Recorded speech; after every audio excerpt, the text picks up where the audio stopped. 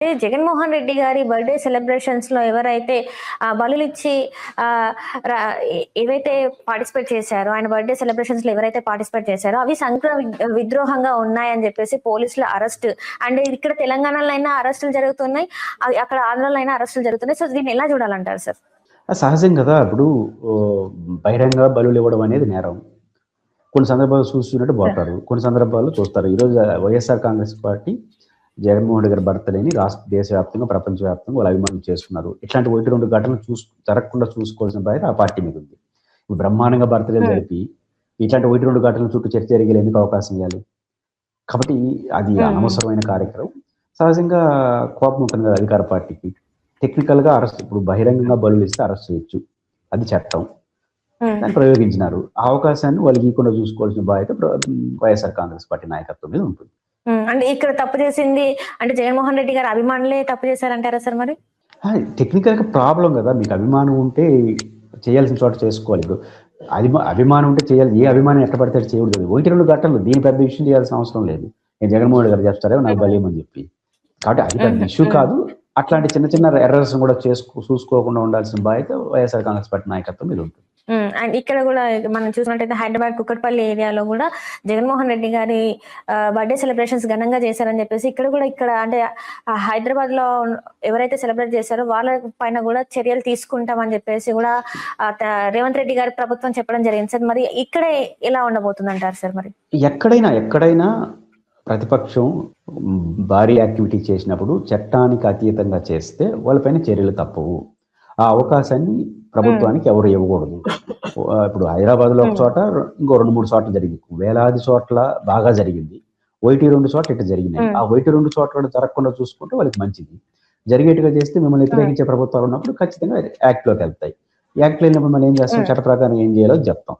And ఇక్కడ చూసుకున్నట్టయితే చంద్రబాబు నాయుడు గారు ఇంతవరకు ఎట్లాంటి అంటే గట్టిగా మాట్లాడిన పరిస్థితులు ఎక్కడ కనిపించట్లేదు సార్. చాలా సైలెంట్ గా ఉన్నారు. సైలెంట్ గా ఉండి ఆచితూచి మాట్లాడాలని చెప్పేసి అనుకుంటున్నారేమో అనిపిస్తుంది సార్. ఎందుకంటే ఇండిగో సమస్య ఎప్పుడైతే వచ్చిందో అప్పటి నుంచి ఆయన మాట్లాడితే ఏ విధానమైనా కూడా చాలా సైలెంట్ గా మాట్లాడుతున్నారు. దీని వెనకాల ఏమైనా కారణం ఉండొచ్చు అనుకుంటున్నారా సార్? అంటే ఎంత మాట్లాడాలో అంత మాట్లాడతాడు చంద్రబాబు నాయుడు గారు. ఏ విషయాలు మాట్లాడాలో రాజకీయంగా ఆ విషయాలు ఎక్కువే మాట్లాడతాయి. తక్కువే మాట్లాడే చాలా ఎక్కువ మాట్లాడతారు. చంద్రబాబు గారు ఎక్కువ మాట్లాడతారని ఆయన మీద విమర్శ. అంటే ఆయన రాజకీయ అవసరం ఏముంది, ఏ అంశం మాట్లాడాలో ఆ అంశం మాట్లాడతారు. మాట్లాడలేని అంశాన్ని స్కిప్ చేస్తారు. అది రాజకీయాల్లో ఉన్న సహజం కదా. చంద్రబాబు గారు ఇండిగోలో మాట్లాడేది ఏమీ లేదు కాబట్టి మాట్లాడలేదు. ఇప్పుడు క్వాంటమ్ వ్యాలీ ఇట్లాంటి విషయాలు గట్టిగానే మాట్లాడుతున్నాడు కదా. చంద్రబాబు గారు మాట్లాడకుండా ఎప్పుడు ఉండడు. కాకపోతే ఆయన నష్టం వచ్చేది మాట్లాడు, లాభం వచ్చేది మాట్లాడతాడు.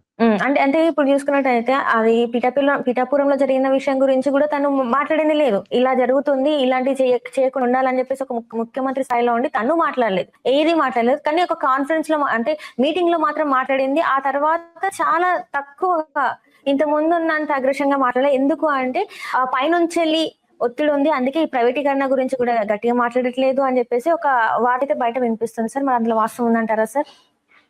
ఎప్పుడైనా అండి చంద్రబాబు నాయుడు గారు మన ఇద్దరి కోసం మాట్లాడాడు కదా. ఆయనకి ఏది మాట్లాడాలనుకుంటాడో, ఏ మెసేజ్ ఇవ్వడో అదే మాట్లాడతాడు.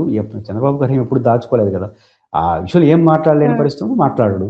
కాబట్టి రాజకీయ నాయకులు ఎప్పుడు కూడా తమకి ఏది అవసరం అదే మాట్లాడతారు తప్ప ఎవరు అడిగితే మాట్లాడరు కదా. చంద్రబాబు గారు కూడా అట్లే ఉంటాడు. అంటే ఇప్పుడు అంటే ముందు ఉన్నంత ఇదిగా మాట్లాడట్లేదు. ఏదో సైలెంట్ అంటే మాట్లాడరండి. ఏ ఊరు పెద్దలు? ఆయనకన్నా పెద్ద ఊడు అంటే కేంద్రంలో ఉన్న పెద్దల ప్రసక్తి లేదండి. చిన్న చిన్న విషయాల్లో కేంద్ర ప్రభుత్వం జోక్యం చేసుకోదు. పిఠాపురము వాళ్ళకి ఏం పని లేదా? ఖచ్చితంగా వాళ్ళకి ఏం సంబంధం ఉంది? చంద్రబాబు నాయుడు గారు రాజకీయంగా ఏది మాట్లాడాలి, ఎంత మాట్లాడాలో అంతే మాట్లాడతాడు. అంతే తప్ప చిన్న చిన్న విషయాల్లో కేంద్రానికి ఇంకేం పని లేకుండా కాదు కదా ప్రధానమంత్రి జోక్యం చేసుకుంటాడా? అవకాశమే లేదు. అంటే ఇక్కడ అంతా కూడా నారా లోకేష్ గారి గురించి ఆలోచిస్తున్నారు. గురించి ఆలోచించాలి కాదండి. చంద్రబాబు నాయుడు గురించి ఆలోచించాల్సిన అవసరం లేదంటారా సార్? అట్లా కాదండి. ముఖ్యమంత్రి గురించి ఆలోచించడం రాష్ట్ర ప్రజలు 7 కోట్ల మంది ముఖ్యమంత్రిని చేస్తాడా? కొడుకును ఒకనే కదా చేస్తాడు. చంద్రబాబు నాయుడు గారు తర్వాత వారసుడిగా లోకేష్ నే చేస్తాడు. దానికోసం ఆలోచిస్తాడు. ప్రజల కోసం ఆలోచించేది ముఖ్యమంత్రి పదవి కాదు కదా. లోకేష్ గారి ప్రజల కోసం ఆలోచించిన పోటీ కూడా కాదు. పోటీ ఎట్ట అవుతాడు? లోకేష్ గారి కాన్సెప్ట్ ముఖ్యమంత్రి కావాలి. ప్రజలకి ప్రజా సంక్షేమానికి లోకేష్ గారి ముఖ్యమంత్రికి ఏం సంబంధం ఉంది?